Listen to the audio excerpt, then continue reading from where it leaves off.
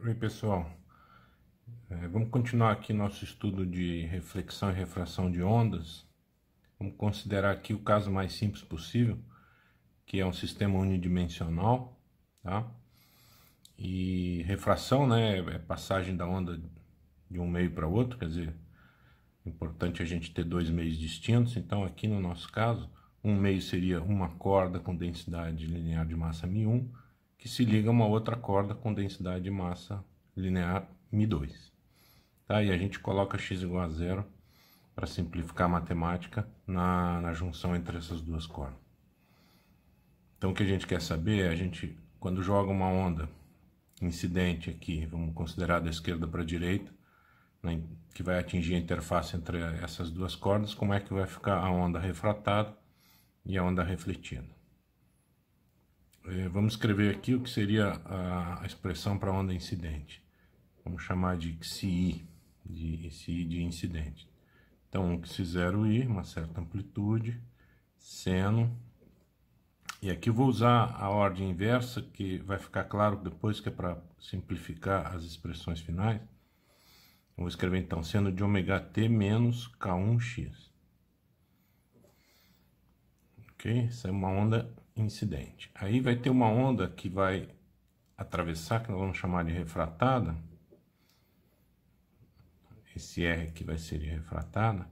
Então ela vai ter uma certa amplitude, que xi0r, seno de ômega-t menos K2x. Observa que eu botei K1 e K2. Por quê? Porque K está ligado ao comprimento de onda, e quando a onda muda de meio, o comprimento de onda também muda, né? Então, os Ks são diferentes. E agora vamos botar uma onda refletida aqui, que seria um xr'. Tem uma amplitude xi0r', perdão, xr', amplitude xi0r', seno de ômega-t mais, né, agora, porque a onda vai estar andando para a esquerda, K1x. K1 porque é o mesmo lá da onda incidente, né, o mesmo K da onda incidente. Ok? Então aqui está a expressão da onda incidente, onda refratada e aqui onda refletida. Ok?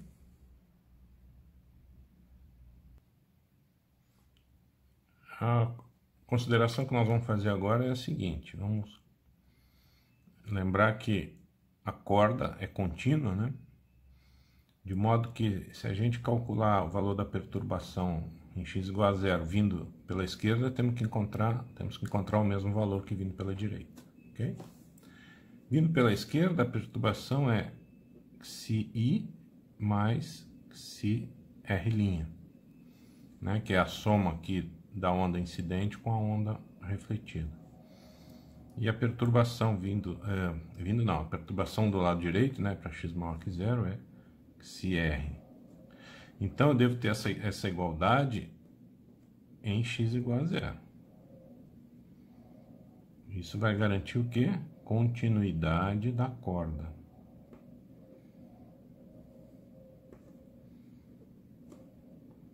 Continuidade da corda em x igual a zero. Ok? Então eu faço x igual a zero em xi, então eu vou obter xi0i seno de ômega-t, tá? Mais xr' em x igual a zero, vai dar xi0r' seno de ômega-t. Isso tem que ser igual xr em x igual a zero, então xi0r seno de ômega-t. Ok?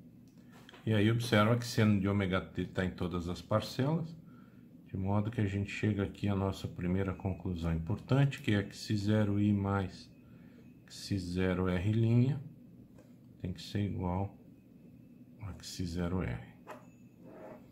Vamos chamar isso aqui de relação número 1. Eu fiz uma coisa aqui sem comentar. Eu usei ômega nas três ondas, né? O K eu mudei, né? Quando estava no meio 1, chamei de K1, quando estava no meio 2, chamei de K2. E o ômega eu chamei pela mesma letra, né? O que eu fiz aqui, né? Lembrei que a frequência da onda não muda quando a onda muda de meio, né?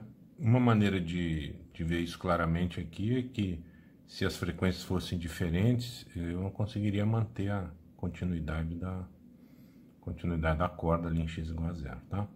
Então, usei essa propriedade, que é geral para todas as ondas, que a frequência é a mesma nos dois meios. A frequência não muda na refração, né? Vamos ver uma outra condição aqui entre essas amplitudes, que é a seguinte.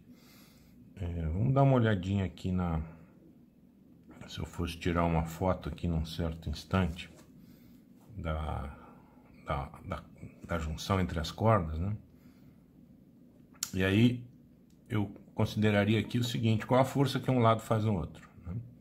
Existe aqui um par ação e reação. Vou chamar aqui de, sei lá, um F aqui, né? E vou ter uma força lá em sentido contrário,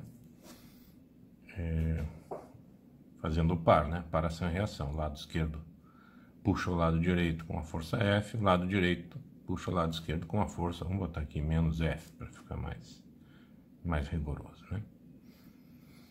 E agora a questão é a seguinte: se a gente considerar que a corda não faz esforços transversais, né?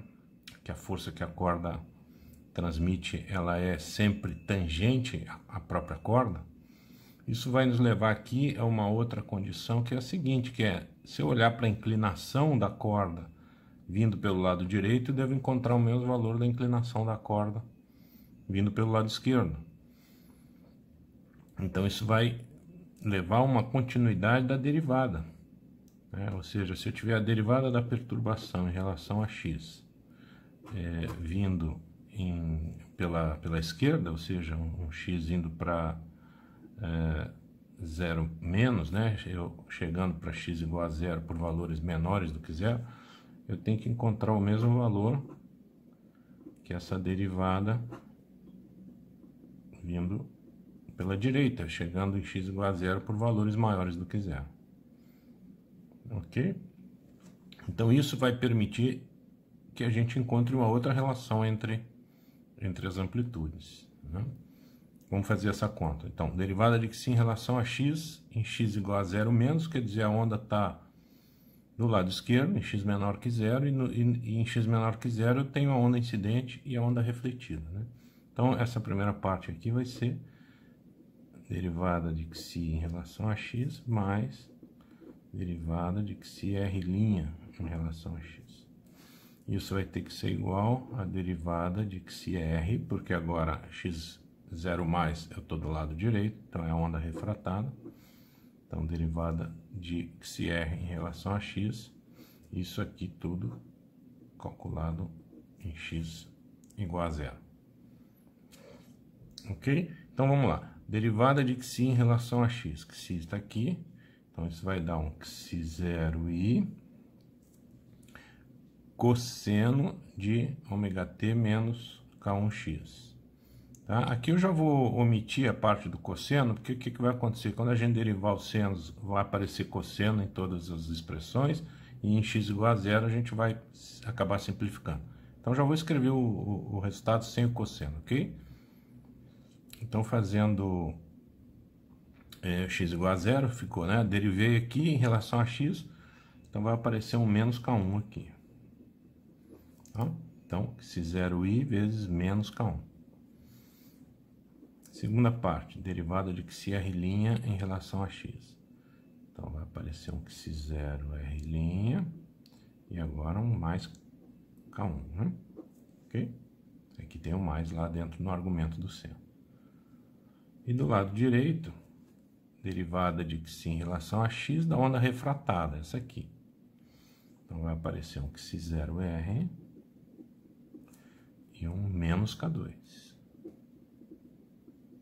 Pronto. Ok?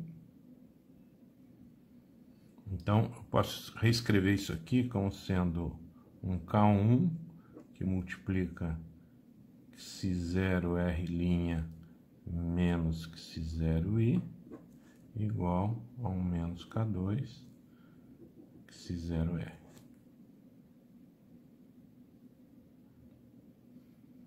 Bom, o que eu posso fazer agora é substituir o Xi0R aqui pelo Xi0R da expressão 1. Então vai ficar assim, K1 que multiplica Xi0R' menos Xi0I igual menos K2. Quem é Xi0R? É Xi0I mais Xi0R'. Xi0I mais Xi0R'.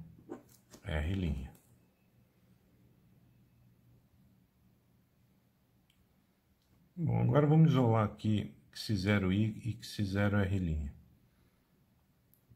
Então aqui do lado esquerdo vai ficar assim, ó, Xi0R' que multiplica K1 mais K2. Ó.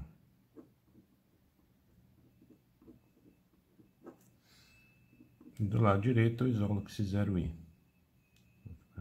Xi0I que multiplica, aqui tem menos Xi0I K1, passou para lá, vai ficar mais, então aqui K1 e menos K2.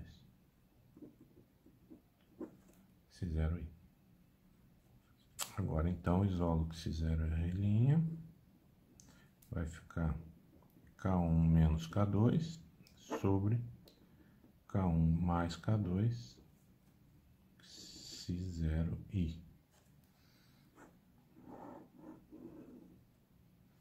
Tem uma segunda relação aqui.